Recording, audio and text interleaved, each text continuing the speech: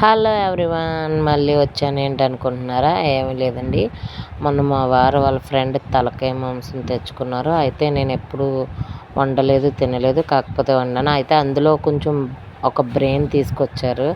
అయితే పిల్లలకి బ్రెయిన్ మంచిది, సపరేట్గా ఉండదు అని చెప్పి బ్రెయిన్తో పాటు ఆ తలకాయ మాంసం ముక్కలు కూడా ఒక 7 8 ఉంటే వేశారు. అయితే నేను బ్రెయిన్ చూడడం కూడా ఫస్ట్ టైం. చూడండి ఒకసారి ఎలా ఉందో. అయితే నేను ఇలా సింపుల్గా నాకు వచ్చినట్టుగా నేను ఎప్పుడూ వండలేదు, చూడలేదు. ఇదే ఫస్ట్ టైం వండడం, చూడడం కూడా.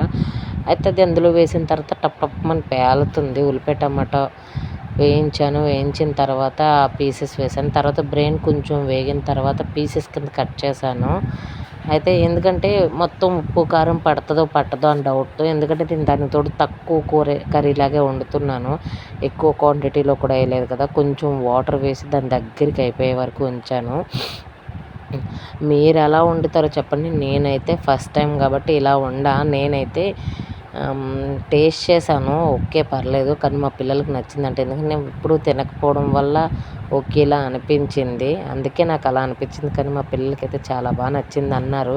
మెయిన్గా మా పెద్ద బాబు చాలా బాగుంది మమ్మీ అన్నారు. అయితే చూడండి, అదిగోండి బ్రెయిన్ పీసెస్ కింద కట్ చేశాను. నేను ఏం చేశానంటే, పిల్లలకి క్యారెట్స్ పెట్టడానికి కలుపుతాను కదా, అందులోది ఒక ముద్ద పెట్టుకుని చూశాను.